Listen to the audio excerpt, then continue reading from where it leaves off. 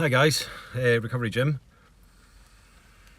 It's an absolutely minging day here. I'll show you that in a minute. I've just been.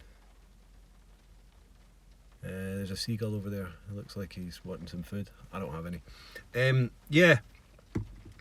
It's a horrible day. I've been rained off, but I've been going around a lot of my new customers and things like that, just drinking tea and introducing myself and basically seeing what needs to be done, taming the wild of the gardens. So yeah, I just wanted to talk a little bit. It's coming up to my 41st birthday on Sunday, and that's kind of marking a year of the start of my journey almost. I like to think that I had a dry January because I wasn't drinking vodka, if I remember rightly. I might have had a few beers, things like that. I was really trying my best to make a go of it and be sober, but obviously having a few beers was kind of giving me the taste for it. And it wasn't until my 40th birthday, and some might look at that as, say, midlife crisis and all that, but for me it was an excuse. We were allowed to have quite a few beers. I was allowed to have quite a few beers in the house, but I did get vodka. It was my birthday. Who's going to stop me? It was hidden, of course, because I knew it was bad, but I still did it. And yeah, I had a nice birthday. I didn't get completely smashed, but after that it kind of started escalating again. My ex and me and the kids went to come over here actually for after my birthday. So we drove all the way to nearly Heysham, where you get the boat, and the car broke down. Now, we dealt with it. I like to think that I kind of manned up and came good and managed to get a tow truck to tow us all the way back to Hull, which was like 2.5 hours. We tried to keep the kids' morale up and things like that. And then when we got back to the house, my partner decided, she needed a glass of wine, and that, was like, ka-ching. So we did. We had a bottle of wine, and then my fault, I kept on saying, well, should we get another one? Should we get another one? I think we ended up having like 4 or 5 bottles between us. It was half term, so the kids were off. I wasn't working. She was off, and the next day she was in bed hanging. I was all right because I'd gotten up to the garage early and got myself some vodka, so I was kind of, laughing, going, see, hangovers aren't that great. But all the while I was just medicating myself with vodka. And it wasn't there and then, but it did start escalating after that, and I really don't remember a lot of the, following days, weeks, because it just got worse and worse and worse until eventually I packed my bags and left, because I was saying I was unhappy. I was unhappy because I was drinking. I was unhappy because of who I'd turned into, of who I was making my ex-partner become. We were all just deeply unhappy, and I saw this as my kind of out that was going to make everything better. My life was going to be better. So I went and stayed with a friend. I continued drinking because then, he didn't know that my problem was that bad, and it was like a free pass. It escalated, he got pissed off. Eventually, my ex, my friend, my family all kind of got together and was like, right, you're going into rehabilitation centre, a detox centre. Now, I tried to get in there on the Saturday. I think it was about the 14th of March. So this had been kind of going on for 2 months, a month and a half. And then I was speaking to my brother, and he said, get into Leeds and then you can get a train. So packed my bags again. I was willing to do it. I wanted to do it. I wanted to get myself better. I went and got myself a bottle of vodka. I got on the bus. I got into Leeds. I went to a few of my bars because I was like, I'm going to have a bit of a send-off here. I then realised at some point I didn't have my phone. And I was like, how am I going to get in touch with my brother to know what my train is, to know what's going on? I didn't have any cash. And I started asking a few people. I was obviously quite inebriated at this point. So asking people to let me use their phone to do that Find My iPhone thing was just people were just looking at me and going, no, you're not having my phone. You know, I probably looked like a vagrant. And I eventually started speaking to this guy, and he was like, oh, I'll be able to help you. And at this point, my warped mind was like, oh, my family are going to turn their back on me. I've got my bottle of vodka. I don't know where my phone is. This is me. This is my life. I'm going to end up just being on the streets. So I started hanging about with this guy, and he was begging to get some money for crack. And we eventually got some. I say we, I was still hanging out with him, and he offered me some, and I was like, nah, I'm fine with my vodka, thanks. And that's one saving grace that I didn't go down that road. Cut a long story short, I eventually spoke to a police officer who then put me in touch with Ocean, I believe, because I still remember the name. They then were able to contact my brother. I got a taxi back to my friend's house, and then the next day I got through to Ocean Recovery in Blackpool, and that really kind of was one of the best things that happened to me in my life. Now, I did relapse when I came out. You know, I've told you that before, but it was the start of my journey. You know, I at least at that point, just before going into the recovery centre, like almost kind of admitted to myself that, yeah, there is an issue here. There is something that I need to deal with to have a life, to make myself not fixed, because I'll never be fixed, but to be able to manage my life again and be able to kind of sort out where I'm going and what I'm doing.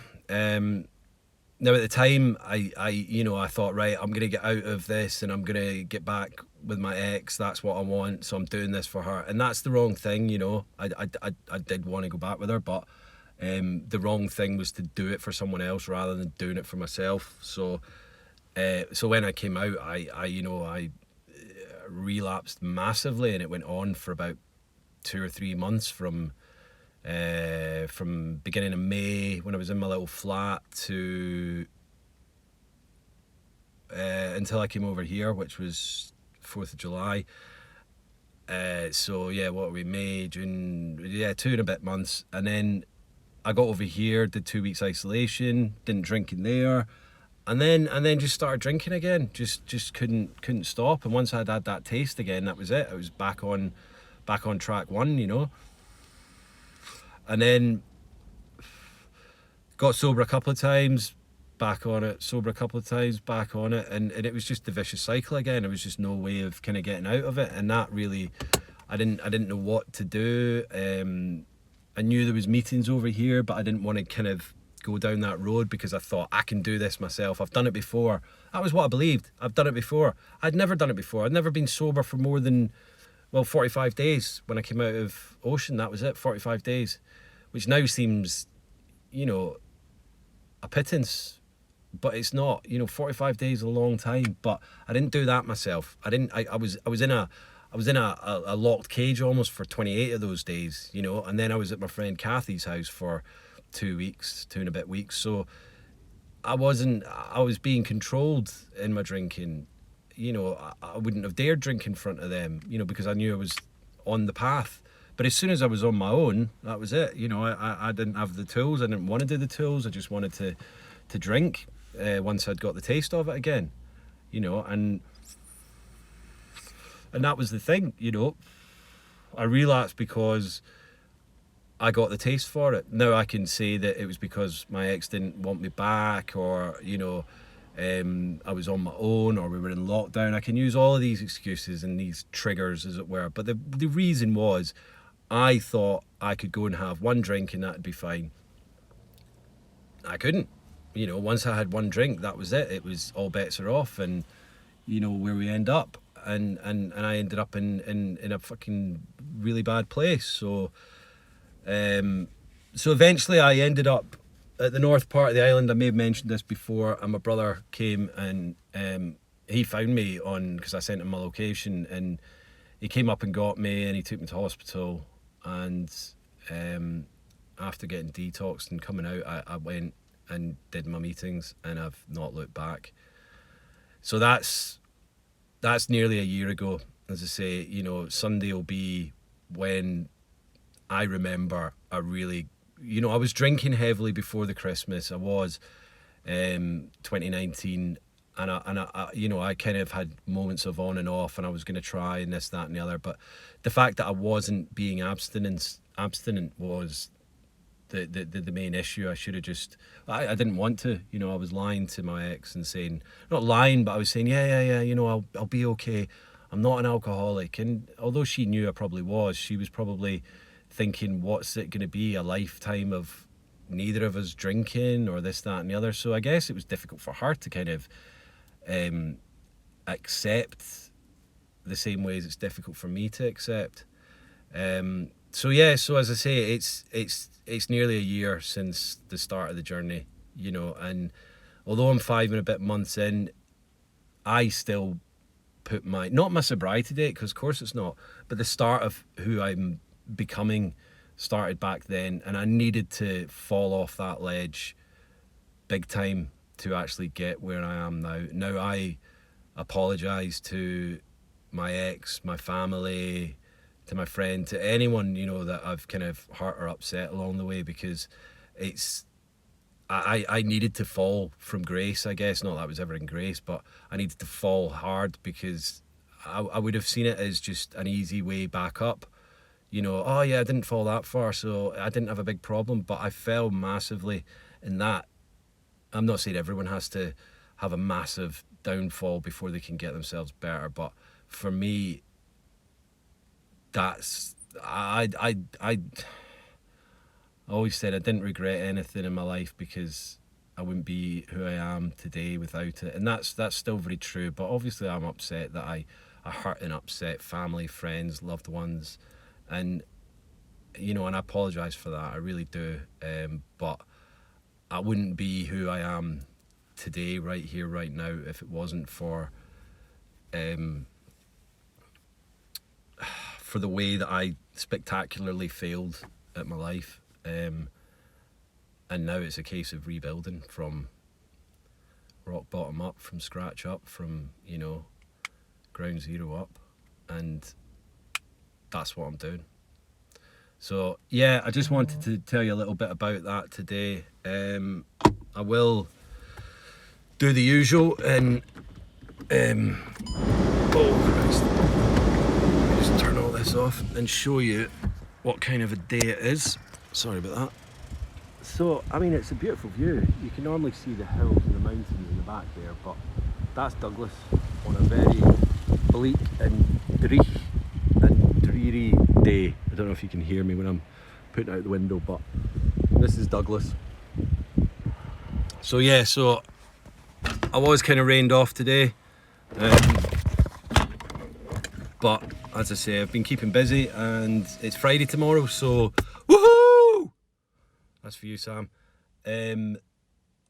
Yeah, I'll be doing some over the weekend. I've got a busy weekend. Got helping a friend move on Saturday, and just bits and bobs. But yeah, life is good, and just keep doing what you're doing. If you're struggling, then, you know, get in touch. If you know people that are struggling, get in touch with me. And I'm not saying I'm going to help, you know, and I'm just I can point people in the right direction to what's helping, to what's working for me, and that is, you know, people tried to do it for me and I didn't listen, but then I did start listening, and that's the main point. So yeah, I just wanted to kind of share my